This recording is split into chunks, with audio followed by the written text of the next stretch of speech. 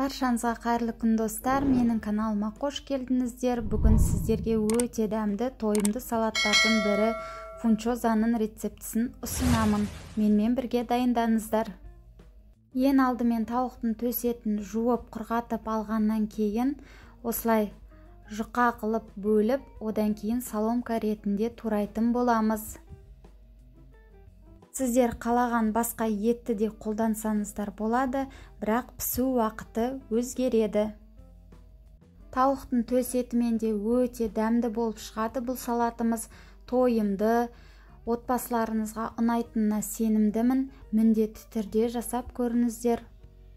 Табамызға май құйып, жақсылап қыздырғаннан кейін етті жақсылап қуыратын боламыз. Еттің арасын ашуды ұмытпаңыздар, өйткені тауықтың еті бір-біріне жабысып қалуы мүмкін.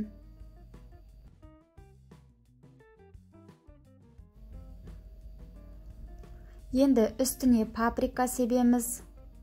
Одан кейін шым-шым тұз сеуіп жақсылап араластырамыз.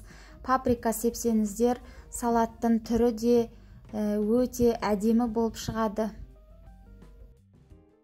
Енді көкөністерімізді турап дайындайтын боламыз. Сәбізді осылай жұқа етіп турап аламыз. Сіздер терка қолдансаңыздар болады. Менде болмағандықтан осылай жіңішке етіп тураймын.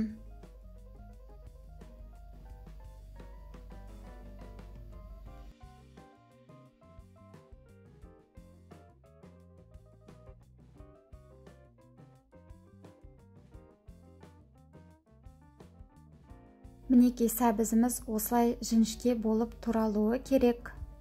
Одан кейін қиярды соломка ретінде турап аламыз. Бірінші осылай ұзынша етіп тураймыз.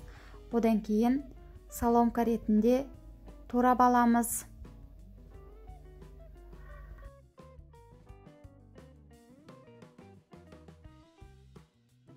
Енді тәтті болгар бұрышын да дәл солай турап аламыз.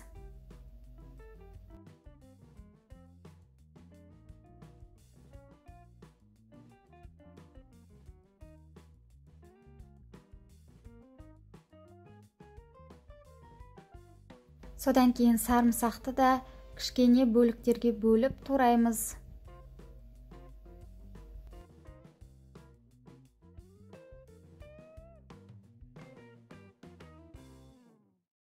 Одан кейін фунчозаның кеспесін бөлек ыдысқа салып, үстінен қайнаған су құйып, бетін жауып 5-6 минутқа қойып қоямыз.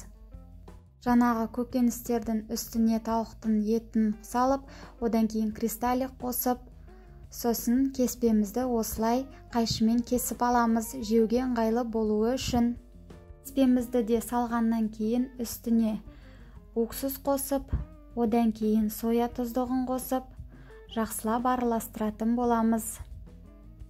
Салатымызды араластырып болғаннан кейін ыстық салат ретінде бірден ұсына берсеңіздер де болады, немесе 1-2 сағатқа тоңазытқышқа қойып қойсаңыздар да болады. Өте дәмді, тойымды салаттардың бірі. Міндетті түрде жасап көріңіздер. Сіздермен болған Жібек, назарларыңызға рахмет. Менің каналыма тіркеліп, комментарий жазып, лайк басуды ұмытпаңыздар.